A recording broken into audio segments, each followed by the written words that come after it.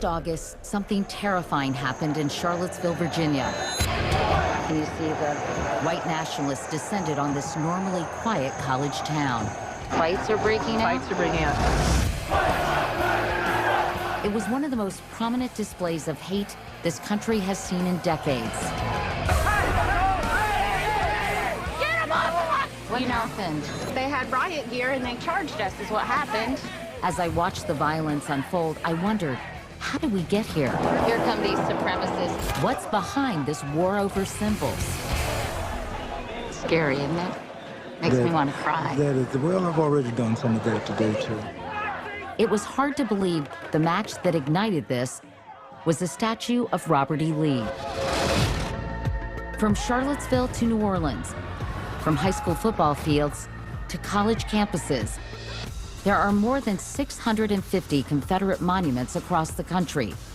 85 schools and 80 counties and cities are named after prominent Confederate figures. We have a right to our heritage and traditions as much as anyone else. I set out to understand this battle over history, how we commemorate the past. I was marching with a Confederate flag on my back for 3 years. We were so blind to it, honestly. And what it says about us today. Are we rewriting history or rewriting it? Should statues of Confederate heroes be removed in your view? In America Inside Out.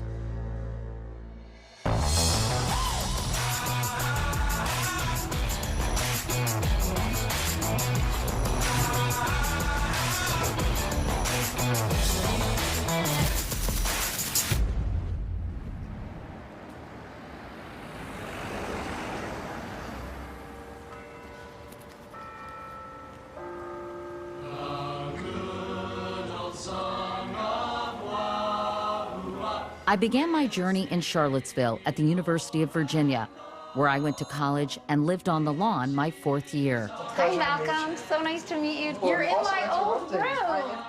Founded by Thomas Jefferson in 1819, the university is steeped in history. And now, a debate over history was tearing this town apart. Just a couple of miles from the university is the statue of Robert E. Lee. For 90 years, it stood in the center of town, blending into the scenery. But 2 years ago, a fight over its very existence consumed the community. After months of angry debate, the motion carries 3-2. The city council voted to remove it. The Robert E. Lee statue is officially up for sale. The decision infuriated the KKK. They staged a protest in July. And now, white nationalists were planning a rally for August 12th. The unlikely activist who started the whole conversation is 16-year-old Ziona Bryant, who launched a petition in 2016 to have the statue taken down. It's a very imposing statue, isn't it? Yes, very. What is it about this particular statue that makes you so uncomfortable and makes other people you know uncomfortable? I think it's ridiculous that we give this man a space. Wow, he fought to keep slavery, so that's offensive because I'm black, so that would mean that I would still be a slave. It's pretty, like, simple to understand, you know, but a lot of people just don't get it. Don Gathers, a local Black Lives Matter activist, headed a commission that studied the statue. What gets lost in this argument so often is the South lost. Who gets a monument erected for losing? While Lee has been put on a pedestal, the spot where enslaved people were auctioned for more than 100 years is barely marked. You look at this thing almost in reverence because you have to, but what depicts my ancestry is something down on the ground. You can't convince me that that's just by accident or by happenstance. It's a mindset.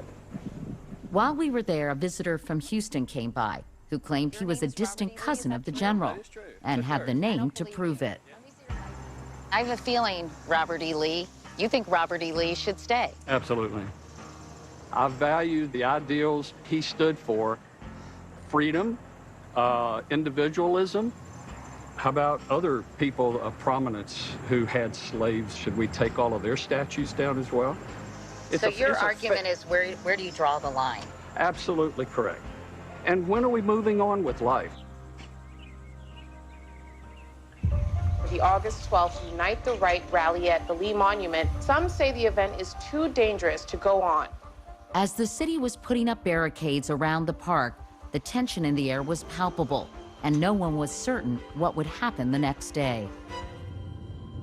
So I drove to the outskirts of Charlottesville to meet the organizer of the so-called Unite the Right rally, Jason Kessler.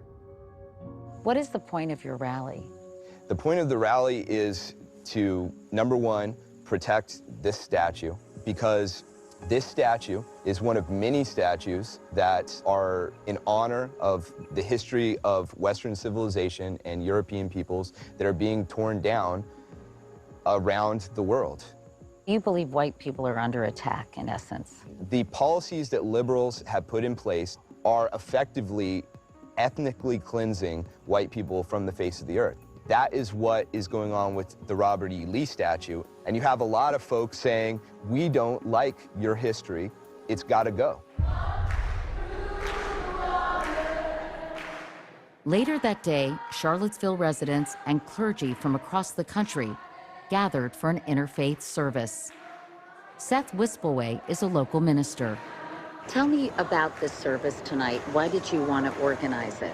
My role as a pastor, a grassroots organizer, a father, is to call on people to stand up in the face of evil and stand up for what is good. Let the word go forth that there's people of integrity, honesty, decency, and generosity here in this city willing to take a stand against hatred.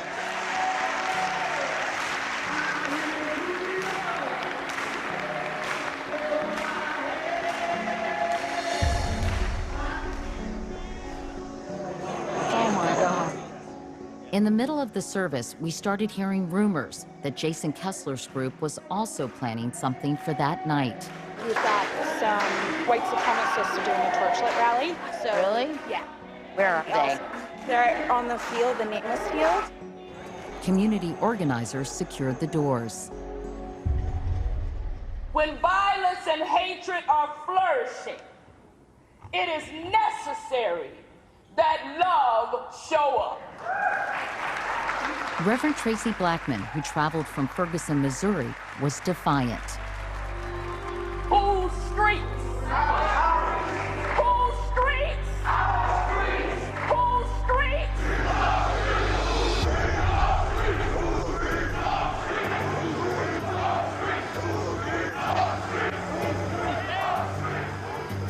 The Unite the Right marchers were on the university grounds. They made their way toward a statue of Thomas Jefferson in front of the rotunda as a group of students waited. You see, the raising of the Confederate monuments is exposing once again this nation's racist roots. And they come with the same weapons that have been used for generations.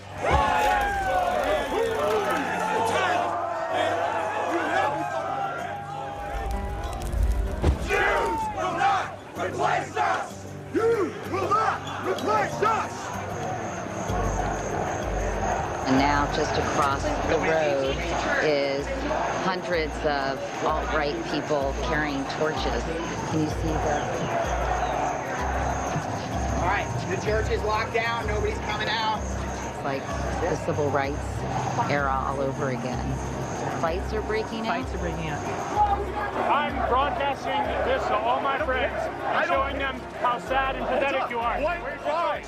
White pride. There's nothing wrong with being proud of who you are. You see, I believe that we've been celebrating victory too soon. Integration came and we started celebrating. They let us vote and we started celebrating. I can remember as a little girl in Birmingham, Alabama, standing on the sidewalk and watching the Klan rally go by. I can still see it in my mind's eye.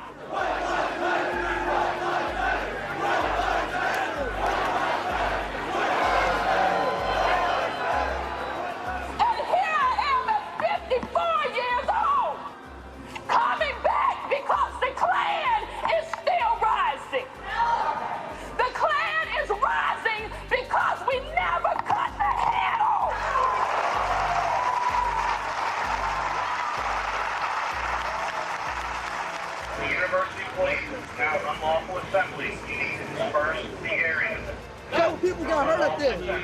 people got hurt there, bro. 30 minutes too late. If there was black people, it would be shut down. White people could come up here and scream what they want. The whole scene was so surreal and frightening, but what we would encounter the next day was something none of us would ever forget. There are a lot of AK-47s here. Yeah. This country's ours. Get them on! The time's coming. A deadly rally that struck a chord so deep. A raging debate over Confederate monuments swept the nation. Hey, hey, whoa, whoa. These racist statues must go. Hey, hey. Standing in front of the church, watching the torch rally. Fights are breaking out. Fights are breaking out. It was clear the battle over the Lee statue had evolved into something much bigger than anyone anticipated.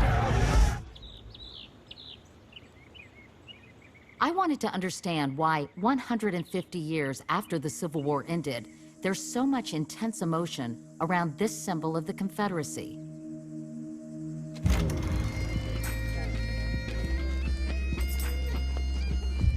We have a right to our heritage and traditions as much as anyone else. Frank Ernest is a member of the Sons of Confederate Veterans. The organization is suing to keep the Lee statue in place, but isn't taking part in Saturday's rally. We disavow all radical groups. They're usurping our symbols. You believe Robert E. Lee was a noble man worthy of our adulation? Yes. We're certainly not honoring Lee or anyone else for slavery. We're honoring them for the other things that they accomplished, like defense of their state when it was invaded. Frank says under the Constitution, the federal government should not infringe on individual states' rights. And that's what he believes the Confederacy was fighting for. I don't think they got up every morning and went out to war and died for slavery. I think it's impossible to understand the United States in 2018 without coming to terms with the Civil War. Gary Gallagher is one of the most prominent Civil War historians in the country. What do you think Robert E. Lee was fighting for? What was the Confederacy fighting for? Because isn't this at the nub of the whole thing? Well, of course it is. He says it's clear why the South seceded. They were establishing the Confederacy to protect their slave-based social system. What do you make of the argument that this was all about state rights? I think that it is about state rights to the degree that the Southerners were trying to use the power of their states to protect their slave-based social and economic systems. So in that regard, it is about state rights. The historical documents are absolutely clear about why secession came. And the answer is, it's slavery. So why are so many Americans confused? It turns out after the war ended, Confederates literally rewrote aspects of the historical narrative. They knew they were out of step. They tried to distance themselves from slavery. They argued that the war hadn't been about slavery. They said it was about constitutional arguments. Well, it wasn't about slavery, and what's the best thing we can talk about?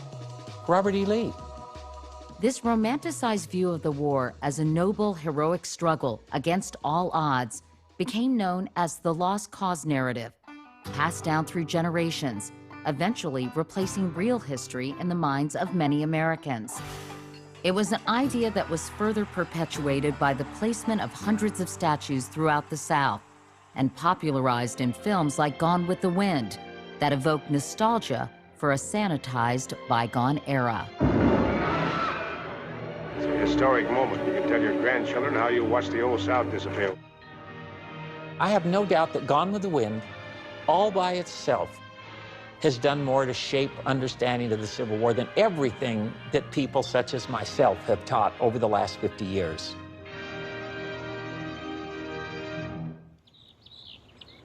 Meanwhile, critics of the statue say timing is everything.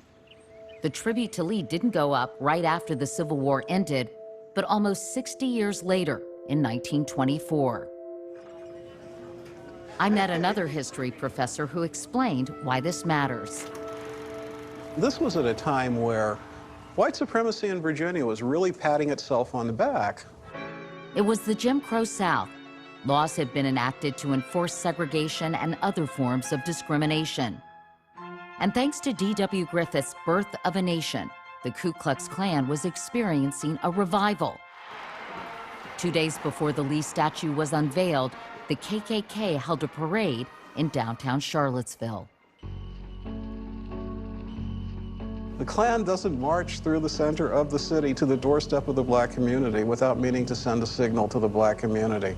You know, watch your step.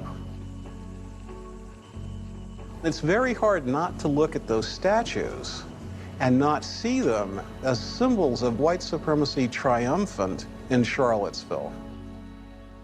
There are a number of people who do understand the statue as a symbol of white supremacy. That's why they're gathering around it.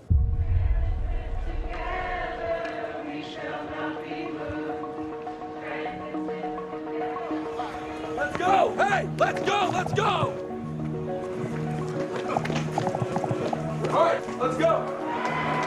We're here to stand for Robert E. Lee because they're removing the Robert E. Lee statue. We're here to say that we're here to defend our heritage. With linked arms, the clergy arrived at Emancipation Park.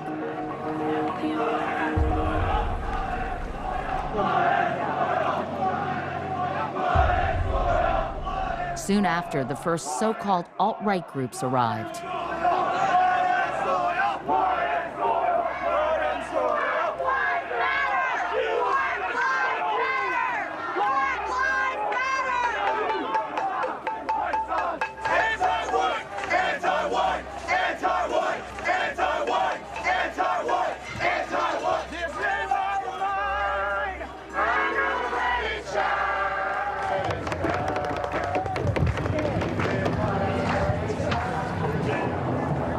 Supremacists in the white shirts and the caps. This is our country. Get the out of it. America's a white country. This country's ours. The time's coming. All of you. Would you consider yourself a neo-Nazi? I would not. I would consider myself a white nationalist, and I would consider myself a member of the alt-right. We need some place that can be a white homeland, or we will be bred out. And how old are you? 18. 2 hours before the rally was even scheduled to begin, the streets filled up with protesters and counter-protesters.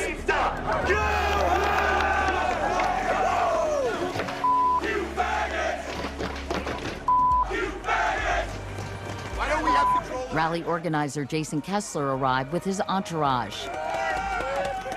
Confederate battle flags and displays of hate were everywhere, all under the gaze of Robert E. Lee.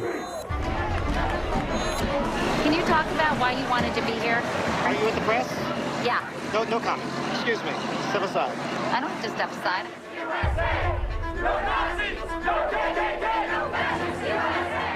With so much anger in the air, violence seemed inevitable. We have to march through this line! Go! You will not replace us! We're not going extinct! No KKK, no fascists, USA!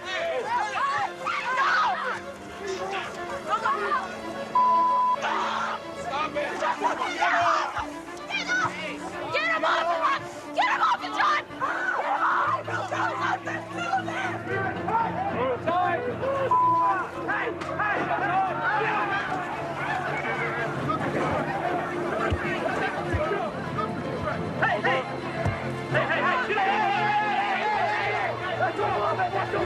Things descended into chaos, police failing to intervene.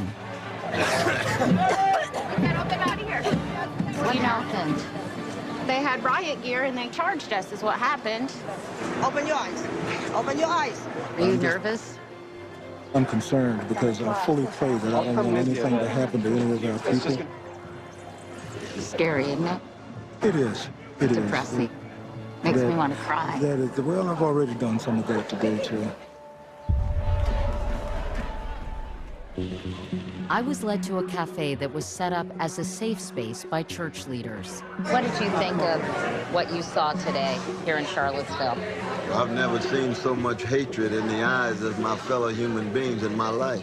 It's easy to forget this whole thing started ostensibly about a statue of Robert E. Lee. It's not really about a statue, is it? Oh, that was just a catalyst.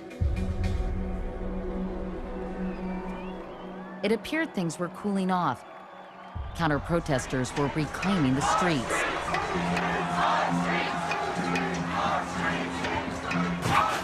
When suddenly a car came plowing into the crowd.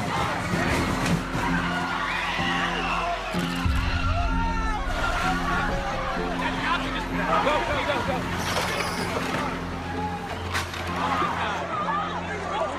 People are badly hurt. Oh my God, badly hurt. I've seen 3 people get loaded into stretchers. One of them did not look alive. I don't know. Like right here. Sorry, I'm panicking a little bit. It's okay. It's okay. I need my sister. She's over there on the ground. Back up! Back up! We ran down here as fast as we could to provide comfort and care and prayer. We're closely following the terrible events unfolding in Charlottesville, Virginia. We condemn in the strongest possible terms this egregious display of hatred, bigotry, and violence on many sides. On many sides. Police have arrested the alleged driver, 20-year-old James Fields Jr. We realized we had seen Fields earlier that day standing in the park. The car attack injured 19 people and killed Heather Heyer, a 32-year-old paralegal. She had posted this quote on her Facebook page: "If you're not outraged, you're not paying attention." What happened left Charlottesville shell-shocked and the nation stunned. Suddenly, Confederate statues across the country were in the crosshairs. A nationwide war over these Confederate monuments, renewed pressure for many cities to take them down. But the debate had already erupted in New Orleans. I mean, people really kicking and screaming. In the middle of it all, Mayor Mitch Landrieu. There were imminent death threats.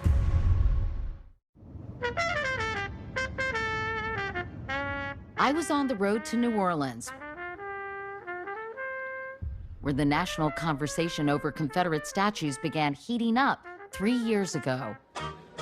I wanted to see if we could learn anything from how this American city dealt with its memorial landscape.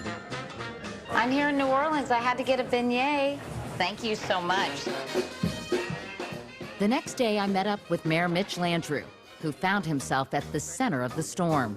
Do you think New Orleans is the perfect place to have this conversation? It actually is, because the soul of New Orleans is its diversity and its richness.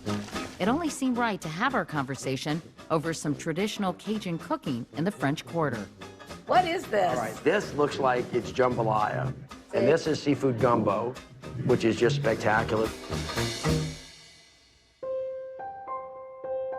But there's a much darker chapter of this city's past that's notably absent from the tourist brochures. This city was very early on a pretty aggressive slave town. We have 4 of the largest ports in the world.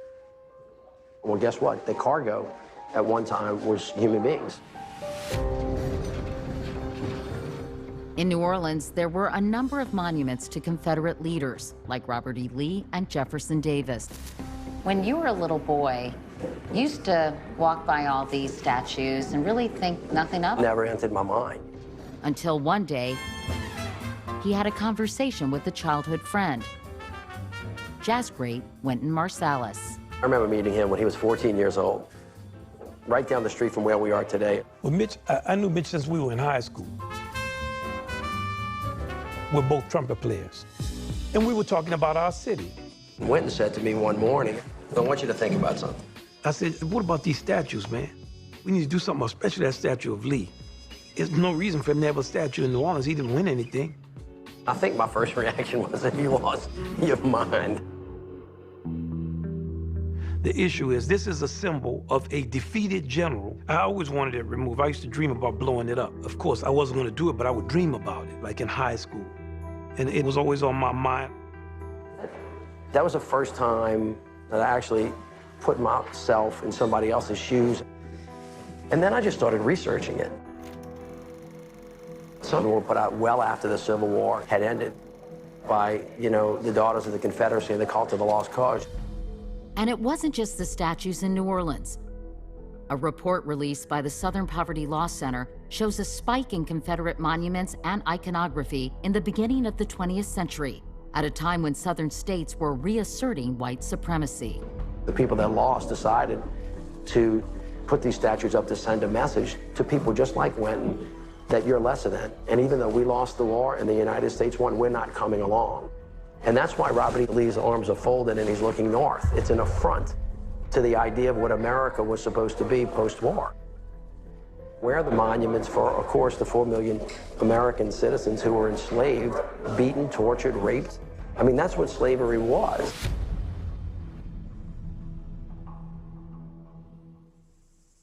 As Landrew was contemplating what to do, at 9:05, we received a call of a shooting that had occurred.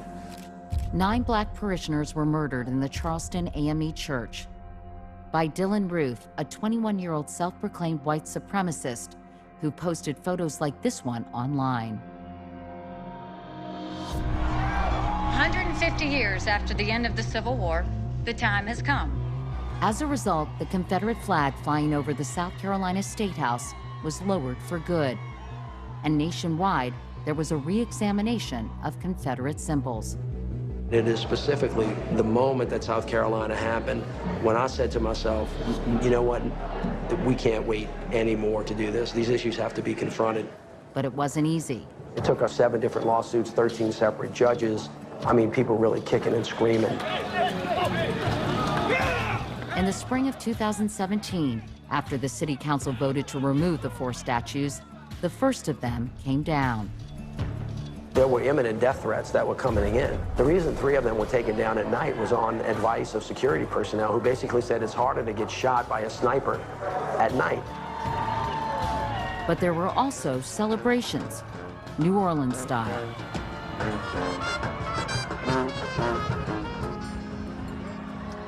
When the final statue of Robert E. Lee was removed from its nearly 60-foot column, Landrew gave a speech that got national attention. These monuments celebrate a fictional, sanitized Confederacy, ignoring the death, ignoring the enslavement, ignoring the terror that it actually stood for.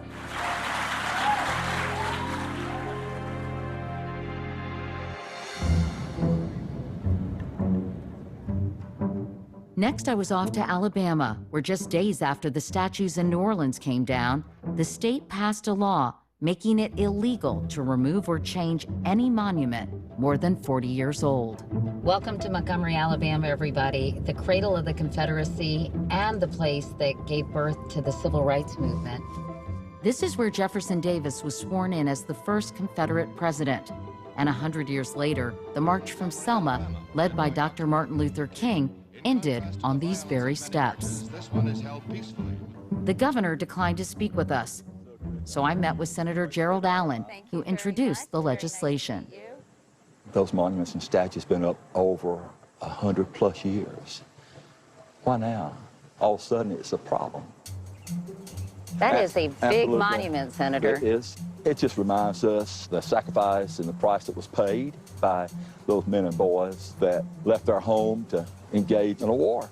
And yet many of these people who are honored today wanted slavery to continue, fought to preserve the institution of slavery. And I'm just curious if that troubles you. Well, you know, the large number of men and boys who fought in the war, on both sides, wasn't slave owners. It was, but the main objective of the war, right, was to preserve slavery? I mean, that was a sure element of the war, okay? Sure. But the basis of what all this is about right here is about those men and boys who gave themselves, gave their lives. And the statue in front of the State House honoring the Confederate president, it was erected in 1940. Tell me about Jefferson Davis, Senator. He was an individual who had great leadership skills. Senator, he once said, African slavery as it exists in the United States is a moral, a social, and a political blessing. He called African Americans inferior, fitted expressly for servitude. When you hear those quotes... Disappointing, That is unheard of to even hear and think those type of things. So does he deserve to be there? Well, there again, he tells a story for every school child that comes to Montgomery, Alabama, what we shouldn't say and do. That's the purpose of this and why it's here. Do you think school children are told that when they come here, that this is what this man believed? They need to be told the truth. And history will do that for us, Katie.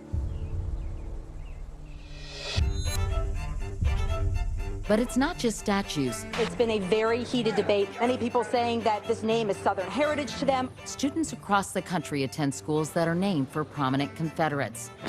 Next, the battle over school names. Oh my God, it's shameful. You realize how unconscious you are as a young person. Why a famous alum decided to act.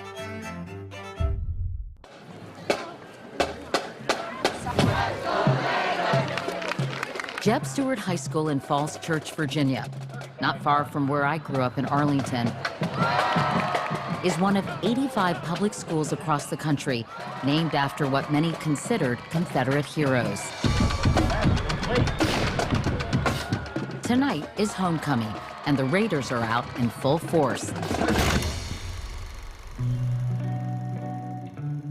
Commander James Ewell Brown, aka Jeb Stuart, was called the eyes and ears of the Confederate Army because of his bold tactics raiding Union encampments. 250 miles north, in the heart of New York City, I paid a visit to two alums, Hollywood producer Bruce Cohen Hi. and his friend, actress Julianne Moore. They met in 1976 when they were both in the drama club.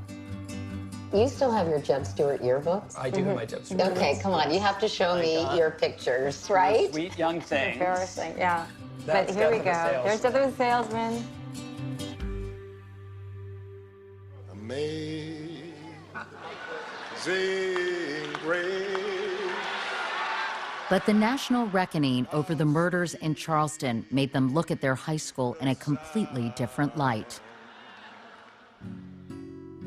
I was in the marching band, and I didn't realize till I got these out the other day that the Confederate flag is on the back of our uniforms. So I was marching with the Confederate flag for 3 years at Jeb Stuart High School on my back.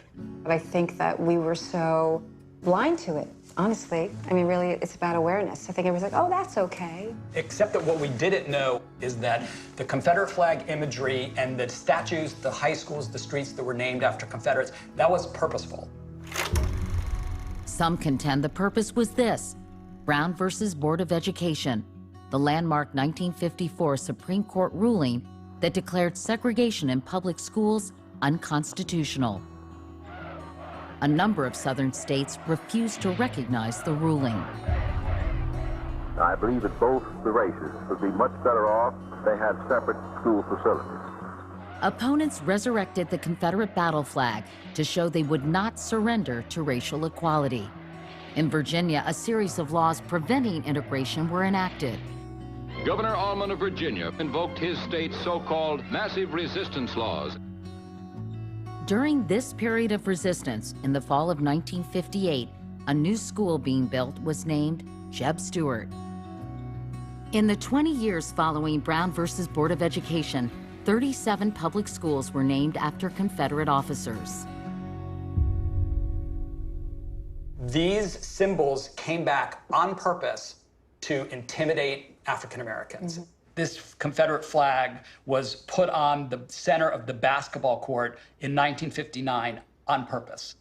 What was your reaction when you heard the history that you were not as aware of as perhaps you should have been when it came to your high school? Oh my God, it's shameful. You realize how unconscious you are as a young person. The way we're taught history often is that it's fact, and what we don't understand is that it's not always fact. It's the way it has been edited and recorded and then communicated to someone. So Bruce and Julianne started a petition to change the name of their high school. It was signed by more than 39,000 people. We've been covering this story for a long, long time now. It's been a very heated debate.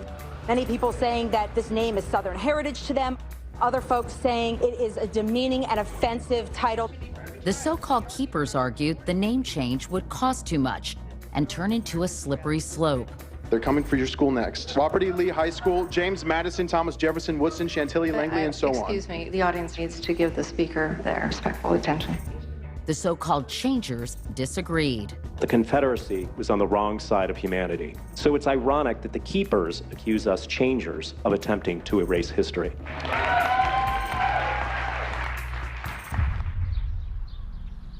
15-year-old sophomore Kayla Longmire and her father Ken are dedicated changers.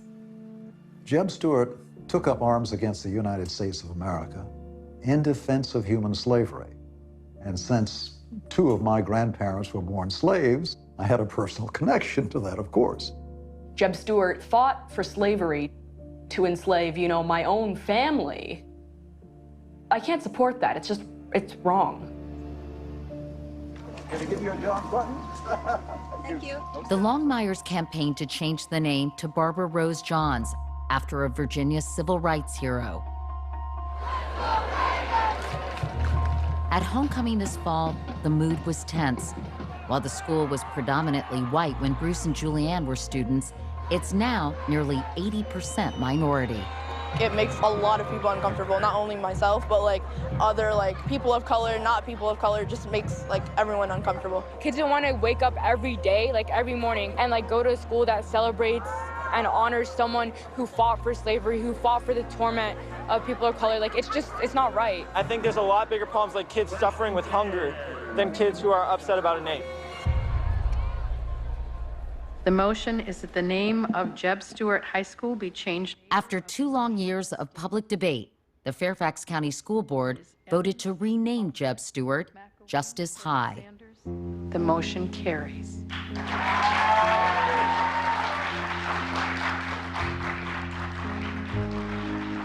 I feel like our voices have finally been heard. It wasn't the Longmires' first choice, but it was still a victory. We've definitely seen that the Black, community can be very powerful when, something really speaks to them. Meanwhile, colleges like Yale University are grappling with this too. Last fall, a residential college named after John C. Calhoun, a pro-slavery statesman, was renamed for a female admiral and computer scientist. Bless those that belong to this college now. Grace Murray Hopper is your home. But it's not just about changing names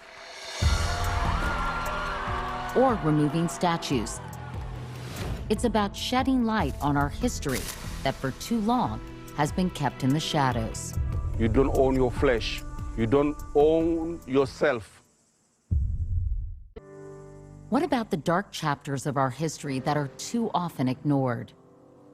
The Whitney Plantation, an hour outside of New Orleans, is the first and only plantation in the country with the sole mission of telling the story of slavery from the perspective of the enslaved. I accompany 2 high school students on a tour. This wall shines a light on the 350 people who were enslaved on this property. Why do so many not have last names? This is a way of dehumanizing these people. No details are spared. Torture, abuse, rape. Slave breeding is not a myth on these plantations. You don't own your flesh. You don't own yourself. Other walls display the names of more than 100,000 Africans who were enslaved in the state of Louisiana. Can you believe how many names? Imagine how many more there are for the other states. There's also a memorial to those who tried to escape during the state's largest slave rebellion. They were decapitated, their heads placed on stakes. It's a tour de force in truth-telling. John Cummings, a retired trial lawyer, bought the plantation as an investment in 1998 and later learned the disturbing details. When I looked at the inventories, I realized that the second most valuable property on this plantation were human beings. I didn't know that. I was 60 some odd years old and I felt foolish. What were you taught in school about slavery? Very little. There was always a belief that slaves were mostly happy, that type of thing. He's now hoping to educate others. You change sometimes when you look at the raw facts, because you can't dispute them. Anything we learned might have been from Gone with the Wind or your history book, and nobody taught anything from the perspective of the slave. It's very important for everybody to learn what truly is our combined history. Our comfort level is forgetting. It's easy to forget. And I think that it's going to take a long time, a lot of hard work, especially on white Americans, to help heal this huge past. For my final stop, I returned to Montgomery to meet with the director of the Equal Justice Initiative, Brian Stevenson. I think we believe that with the 13th Amendment, that slavery ended and everything was okay. And of course, that's not what happened. The great evil of slavery was the ideology of white supremacy, the narrative about black people that made owning them acceptable. This idea that black people aren't fully human. They're not fully evolved. They're not like white people. Though slavery ended in 1865, white supremacy did not. African Americans would be oppressed and terrorized for another century. Lynching becomes the primary expression of violence and terror. Lynching victims were shot to death, beaten, burned alive. Many were hanged, and the optic of a body hanging is what we most commonly associate with lynching.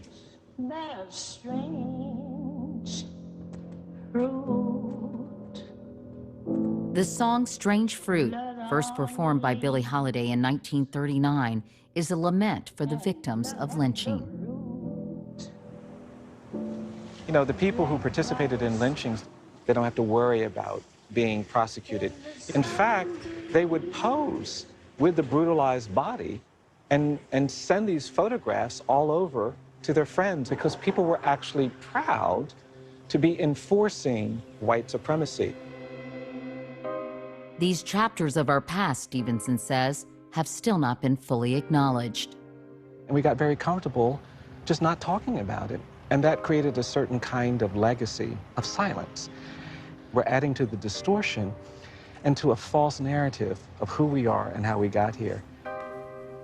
You almost feel like you should be silent in front of these jars, don't you? It's powerful just to see the history of lynching made visible. EJI is displaying soil from some of the sites of the 4,400 lynching victims who have been identified in 20 states. The soil has been collected by the descendants of the victims. In many ways, the sweat of enslaved people is buried in this soil. The blood of lynching victims is in this soil. The tears of people who were segregated and humiliated during the time of Jim Crow is in the soil.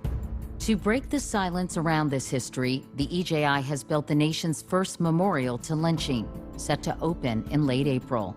Why is it that we as a country have such a hard time coming to terms with our past and some of the uglier chapters? We think that saying I'm sorry makes you weak, and I think that's what has to change in this country. You can't actually tell the truth if you're not willing to confront the mistakes you've made. Should statues of Robert E. Lee and Jefferson Davis and other Confederate heroes be removed in your view? I want to remove them because we all get closer to recognizing that they should have never been put up in the first place. I want us to get to the point where we accept and acknowledge that we're celebrating things that we shouldn't be celebrating. After that violent rally in Charlottesville, it seemed that very sentiment swept the country. In small towns and big cities, the removal of Confederate monuments was accelerated. From Baltimore to Durham, North Carolina. From Annapolis to Dallas. I think they are dangerous totems in our Dallas society because they divide us versus unite us. From Lexington, Kentucky. I believe in America. I believe in the power of the people. To Florida, Tennessee, and California. More than 24 removed so far, and many others remain in contention. Some want them to go. Some want them to stay. Some say they belong in museums. Still others believe with proper interpretation and added context, they could remain. I see them as teaching tools. They remind us that we need to confront these parts of our past. How do you convince people who feel these statues are so associated with their personal stories that they don't want to let that go? My interest in talking about our history is to not punish America for this history. I want to liberate us. And there is a way to be a white Southerner and proud of who you are and acknowledge the pain of this past. That's what restoration is about. That's what reconciliation is about. Whatever the ultimate fate of these Civil War symbols, the battle itself has given us a richer, fuller, more comprehensive understanding of our past. A history lesson for all of us.